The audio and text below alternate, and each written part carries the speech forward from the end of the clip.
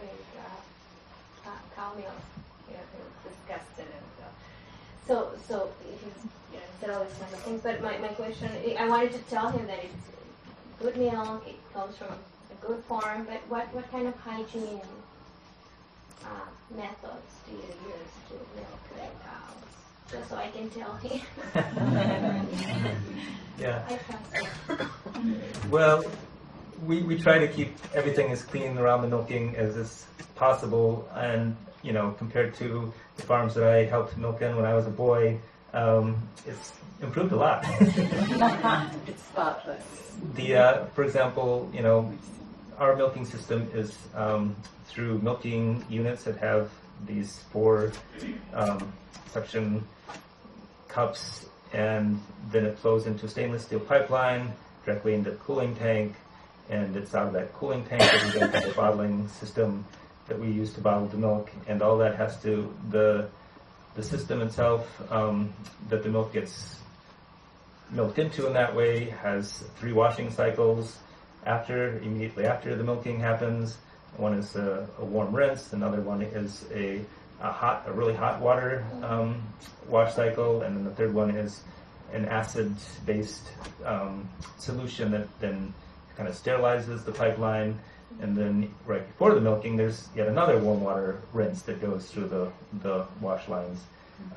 So I have this, I know, because we have to test our milk twice a month with a testing lab that shows whether there's any bacteria that are in the milk that don't belong to milk. And so, we get those tests back, and really they've been very good.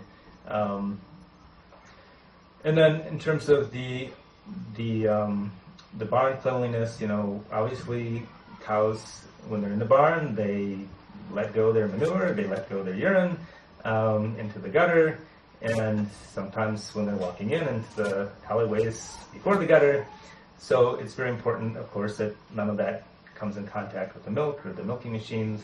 And when a cow kicks a unit off, for example, it'll drop on the floor. There are automatic shutoffs so that none of that stuff gets sucked into the milking unit. And then if that unit has been kicked onto the floor, it gets brought into the milk house and sterilized, washed, and doesn't get used until the next cycles of milking happens. So we try to be really careful.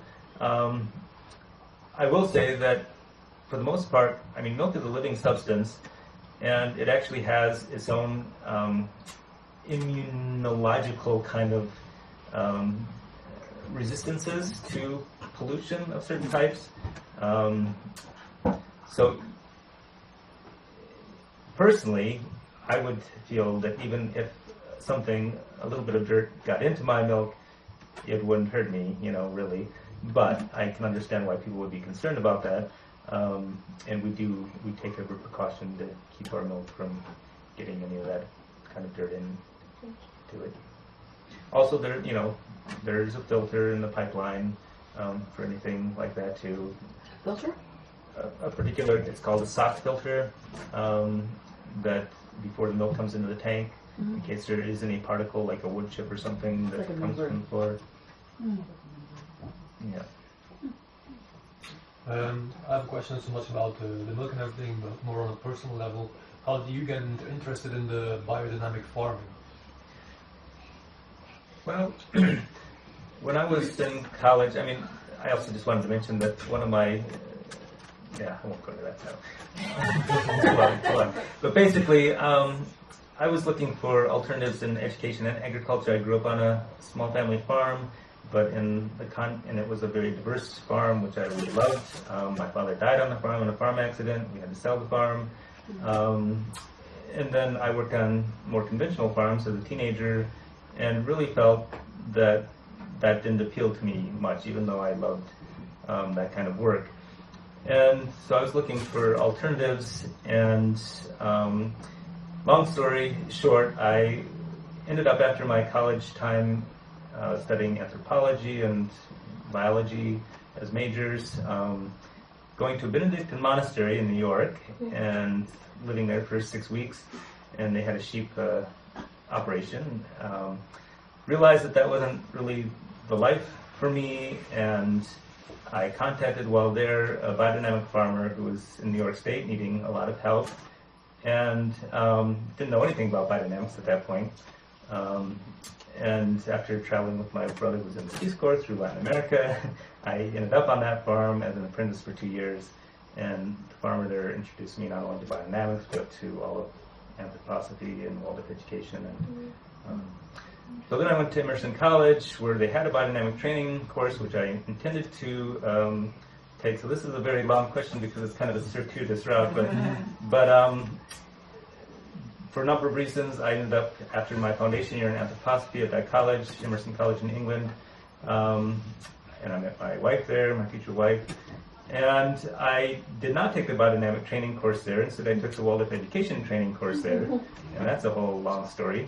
And I became a wildlife teacher for 8 years, took a class through, and then realized that my wife and I and family really needed community. It was community out of anthroposophical work, and so I visited this Campbell community where I'm living now when I was a biodynamic apprentice at this farm in New York, and knew that it was a wonderful community with a lot of things going agriculturally for it, and so we decided to visit there after my 7th grade year teaching in the wildlife school, and moved there, and I very much had the intention from the time I went there to take part in the agricultural work, but had to wait some 10 years before I could actually take on the dairy. And your children are at the Waldorf School there. Yeah. Just a couple more questions. What is the breed of cow you have that you have on the farm, and why is that cow? Why that cow? Well, the core breed of our dairy has been Brown Swiss for a lot of years. And maybe I'm just partial Brown Swiss because my wife is from Switzerland. No. But over the years, other things have gotten mixed in, and the farmer who was there before I took on, well, actually, there was a transition where a couple of farmers were there just for a year, who then left.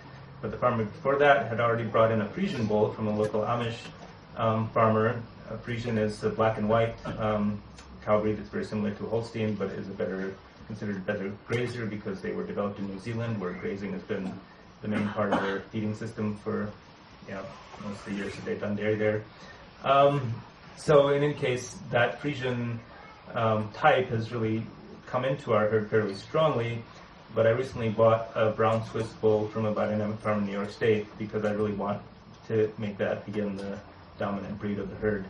It still is, I would say, probably some 60% of our herd has a very strong brown Swiss look, and then maybe 10% Jersey, and about 30% now Friesian. But I really want to go back more to brown Swiss primarily. Now, there's a particular reason for having some Jersey in the herd, and that is that when you're breeding the young heifers, Jersey calves are younger and easier for those heifers to have as a type, because their heads are smaller, and they're just smaller animals generally. So we often will have a Jersey bull on our farm to breed those heifers, and then we have some Jersey cows that also come up into the herd. I like yogurt, and so I convert some of my milk into yogurt. And when we having this discussion with my husband, he thinks I'm just wasting the biodynamic raw milk.